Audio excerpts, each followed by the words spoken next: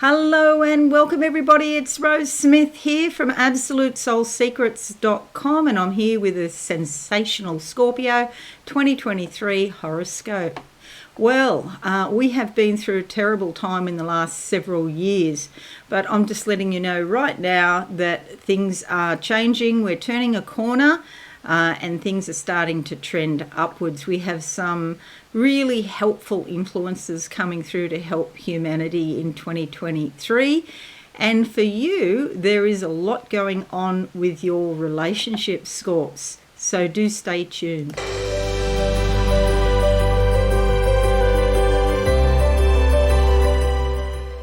Okay, so let's first do the cards. I like to draw two cards as theme cards for the year for you. You can take them both together or take the first one as the first half of the year and the second one as the second half of the year. Closing my eyes. What do I see for Scorpio?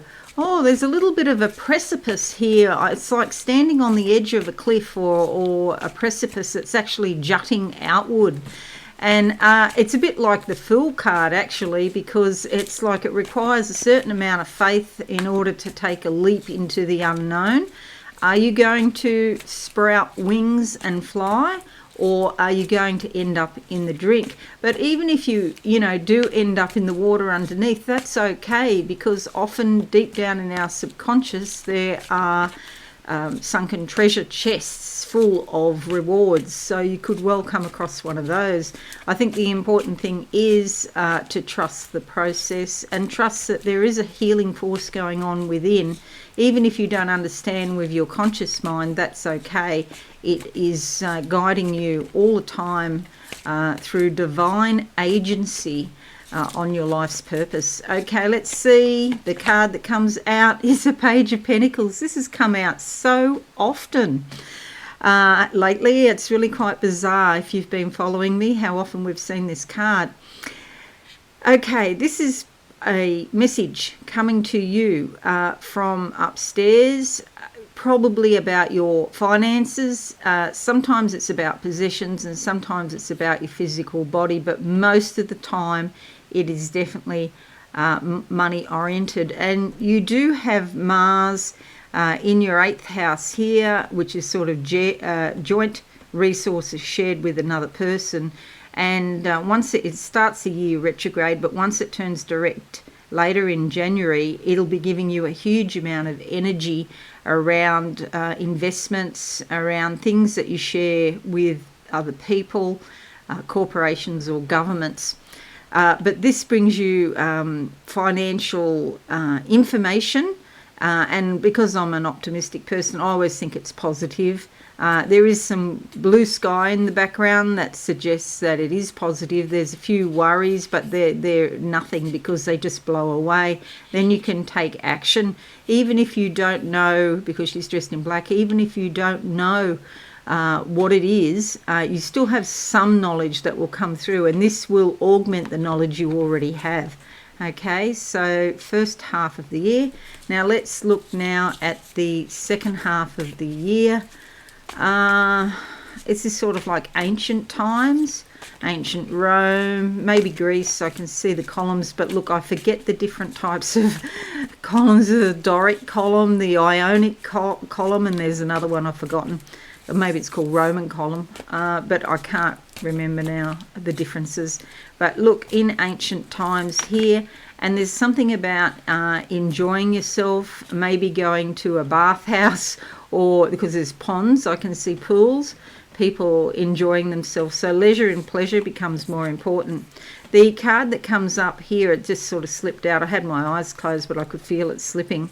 You do have some activity here in your 5th house that we will talk about, but this is about you taking time out and really going within, because you are the light of the world.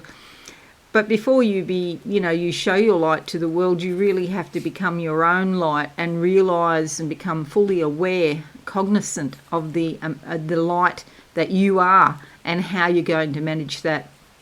Quite often it's associated with teaching other people at another time, because he's the wolf dog in American Indian law, and I don't remember which tribe but I think it's several tribes. The wolf dog represents the teacher, and also the student. Like, you have to be a student before you can be the teacher. Then there's this mountain here, this snow-capped mountain. Mountains are all about challenges, climbing the challenge and overcoming the challenge. But of course, you're going up to a higher level. You're increasing your vibration, your frequency. So you're getting there. Yes, it won't happen overnight. And, you know, anything that's worth waiting for takes time. Usually that's how it works. And especially in the spiritual realm, as you mature, you become more knowledgeable and, most importantly, more wise about what you know. But going within is a very important part of that process. All right, so there are your cards for the year. So do bear those in mind, because they're going to come up in the reading most probably.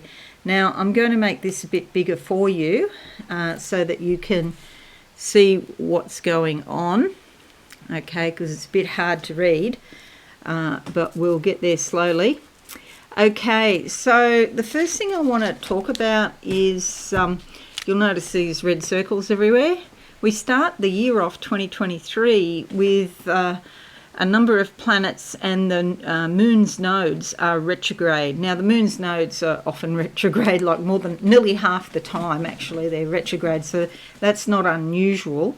But that sort of adds to the overall effect, the overall energy of this slow start to the year, because we also have Mars retrograde in your 8th house here, that is turning direct on the 12th of January. We have Uranus retrograde here, turning direct on the 23rd of January. There's the North Node. Okay, so a lot going on here in your 7th house of committed and important relationships, whether they be business or personal. I'll come back to that in a moment. And we have Mercury retrograde until the 18th of January. And so you can see they're all coming back direct at different times. But when they do, that's going to give a lot more energy to power up your system, so to speak. So you might start slow and then just gradually feel more energetic. And I don't think that's a bad thing, because it gives you time to think and time to really, go over, what you need to do, and think about, through self-reflection, meditation, just paying attention to your physical body and the emotions that you have. It gives you time to sort of work stuff out. So I don't think that starting the year retrograde's a bad thing at all, to be quite honest. I think how we start the year on the 1st of January, but also through the entire month of January, sort of sets a bit of a basic template. And so it might be in 2023 that it's appropriate for you, sensational Scorpios, to work out what downtime you can have, because you might find that the energy is frantic at some times, and especially here, because I've got Mercury in my 3rd house at the moment. Oh my gosh, to tell you how busy you can be, and these deadlines and time pressures to get stuff done. And with Mercury retrograde, it's going to be very, quite difficult. Today is the 16th of December, and we're not technically even in the shadow period yet, but I'm feeling it. And you'll find this applies to you as well. It's in Capricorn, so there's real physical things that happen here. So please maybe get a 2023 diary now if you haven't already got one, and sit down and actually plan out what times you can have as down times. What are you going to do? What's your natural flow of energy in the year? Like, I know mine in winter decreases, so how am I going to handle that? Or am I going to go away on holiday in winter because it makes more sense?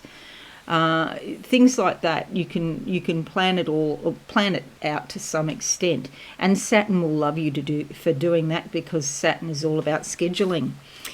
Okay, so I guess you could say in January there are some surprising inner realities and communications that are going to come to the surface, and that's for everybody. You know, there's so much happening. Now, the next thing I want to talk about is Jupiter conjunct Chiron in Aries, and anyone who's an astrologer will say, hang on a minute, that's not where we're at, but we will be there from the 24th of February to the 5th of March. And so here in your 6th house is Aries, right? So Chiron takes about 50 years to go around the whole wheel, around back to its starting point. And Jupiter only takes just over 12 months to go into the next house. And so Chiron's traveling much faster than, much slower than Jupiter. Jupiter is traveling much faster. So it's going to catch up to Chiron. And then, so you can see it's 11 degrees and that's 1 degree. So they're going to be conjunct in this time period, end of February to early March. It's really important for you because it could bring up some sort of turbulence or hurt feelings in your everyday life, or maybe to do with work if you're working, or maybe there's some sort of thing with health as well. But it brings it up so that a healing can be commenced and there can be a resolution. So it's ultimately to your benefit. And it's likely these two together, Jupiter and Chiron, is going to affect a healing that will be very substantial for you. So I think that's really important. The next point is Saturn's going into Pisces from the 7th of March to the 24th of May 2025. So 2 years and 2 months here. So it's been in your house of home and family. It's going into your creativity zone. It's also romance and leisure and pleasure. Now, you could think of this as restriction or authority figures, or perhaps the pressures of authority figures not wanting you to create the way that you want to create, or not allowing romance into your life like you would like, you know, laying down rules. You can think of it that way, but sometimes these restrictions that we go through under Saturn are self-imposed. And one thing you can do to work around this is to put in a structure. So I mentioned about writing or planning your year out. And when I say plan, I mean it loosely. You know, you're not going to sit down there, oh, I knew somebody when I was studying for psychology decades ago. I knew somebody that planned their life out in 15-minute blocks. Please don't do that. You don't allow enough space for the universe to operate in your life. You know, like it's like you be in a constant state of frustration. She said she found it easier. She'd been doing it for years, and it gave her a sort of calmness and peace of mind, because she knew what would happen, what clothes she would wear, because she'd have her clothes all planned out. Like, I'm a Libran, so I believe in balance. And so while it might be useful to plan your clothes out for the week, I would get so bored doing that. And so I'm saying that put some structure into your leisure and pleasure. So you'll say every Saturday night I'm going to go out and have a good time, or, you know, I'm going to plan it so it happens at here or there, and just go with the flow. Once you've planned it, you know, you might have a hailstorm, and then your plan to go swimming, you know, or go trekking doesn't work. So you need some sort of balance there. But that is the way to deal with it. Saturn likes to be in charge of time, scheduling, planning, working. Saturn loves working, and the harder work, the better. But you got to work it out and be in balance with all things. Now, also, so you might find your leisure and pleasure time being a bit restricted there as well, or maybe romance is going slower than you would like. The 23rd of March, Pluto goes into Aquarius here, bringing very deep and compelling insight, awareness, feelings around your home and family. And Pluto does deal with birth, death, and rebirth. So it may be, if just pulling this out of the air, and I don't know why I'm saying this, but I'll say it. If you had a miscarriage some time ago, or maybe even a termination some time ago, you might find that spirit comes back into your family again. It may not be you, but it might be your daughter or your granddaughter, for example. And so it's like something to do you thought had died, and now it comes back in a different form. And that could be a job, perhaps. But it's in your home and family.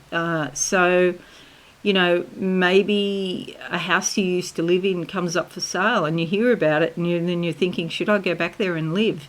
Well, do you have something to achieve? Do you have something to learn? Can you grow from going back into your childhood home? These are things to ask yourself.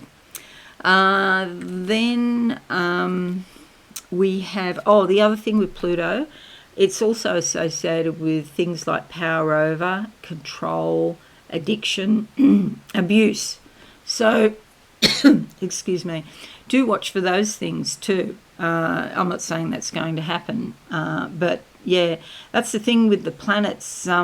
They often have multiple meanings as to what they could possibly infer.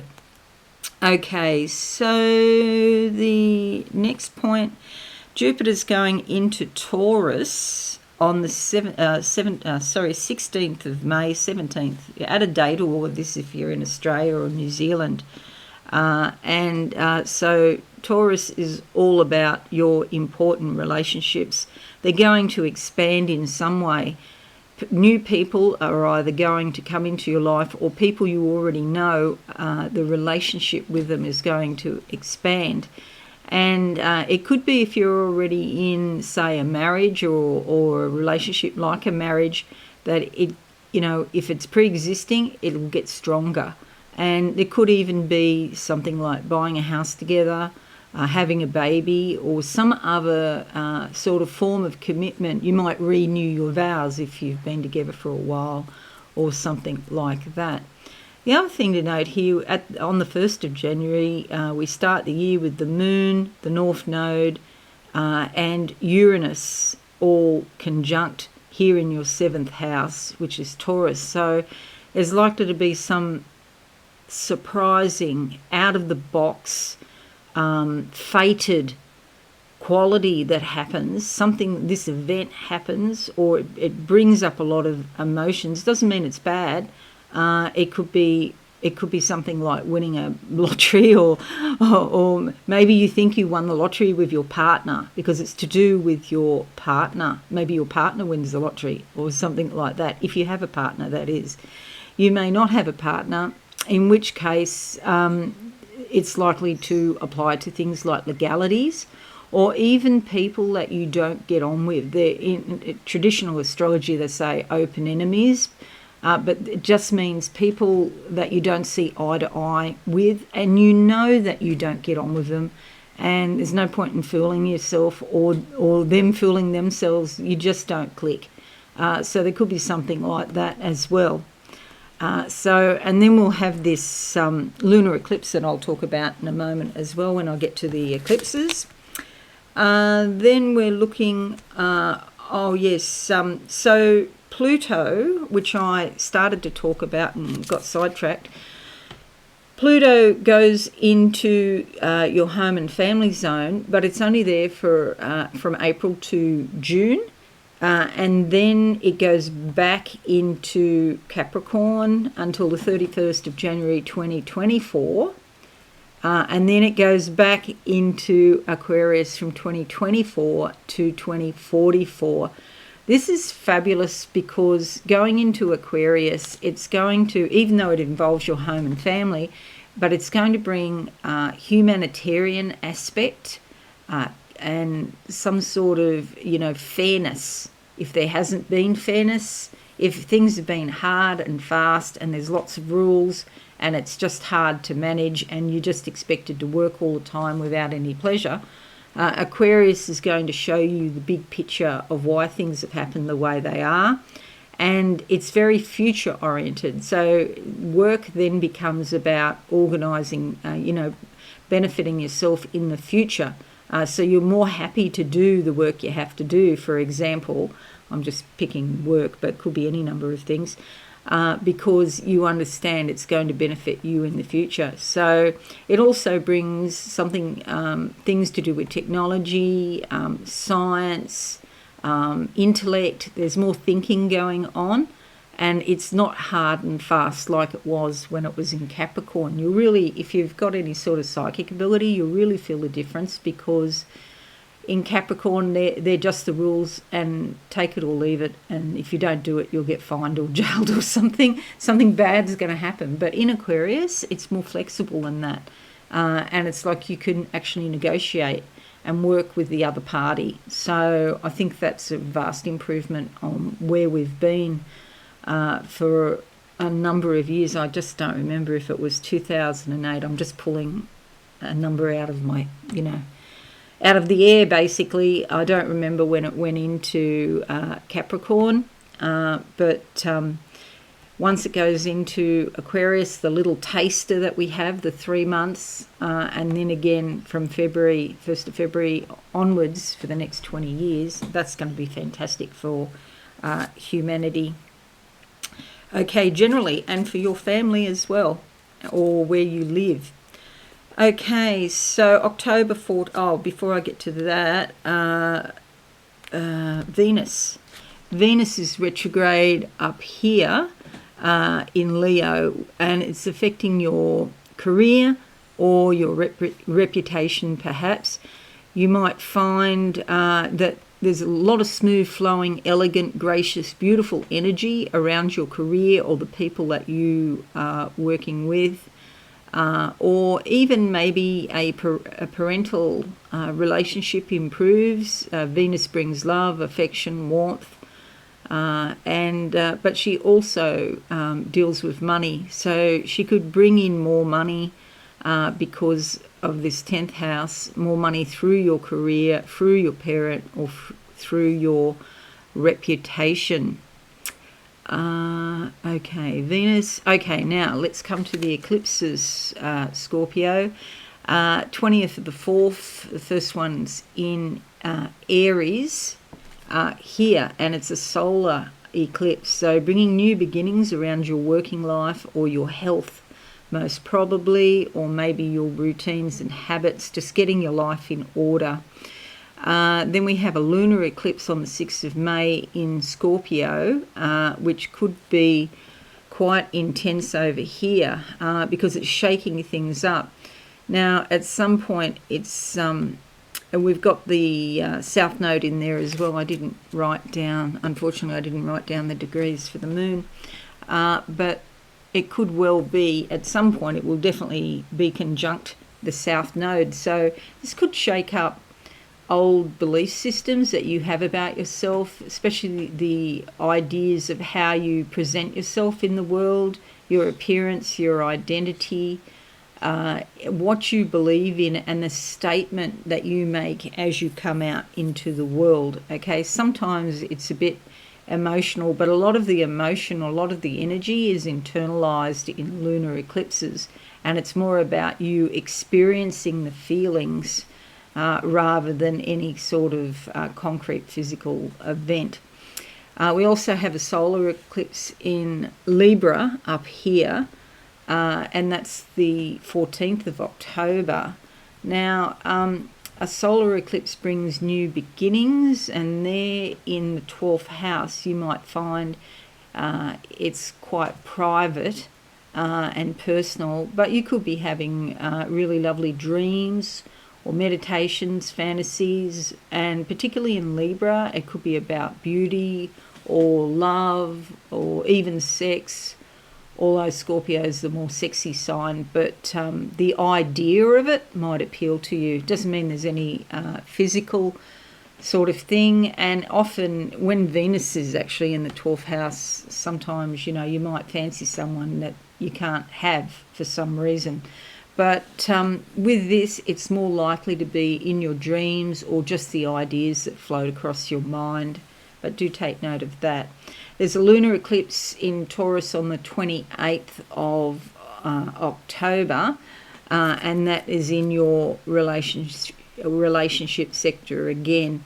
So there could be some sort of turbulence, things that are dragged up, from your subconscious to deal with, and you might feel that you have to hold a lot of energy within, perhaps. But there is a lot happening here, and so relationships are going to be a real focus for you this year, Scorpio.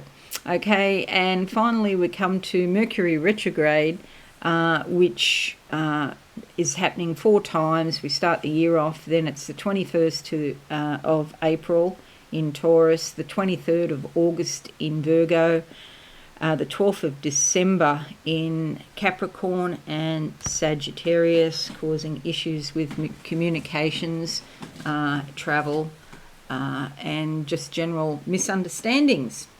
Alrighty, so that's it, Sensational Scorpio. Thanks so much for joining me. I hope this is useful for you. I just want to wish you a very Merry Christmas if you celebrate Christmas, and all the best, and lots of love and healing for 2023. Okay, thanks again for joining me, and if you're new, subscribe and be alive and hit that notification bell. Bye for now. Thanks so much for watching. Please visit my website absolutesoulsecrets.com for all things spiritual. Have a lovely day.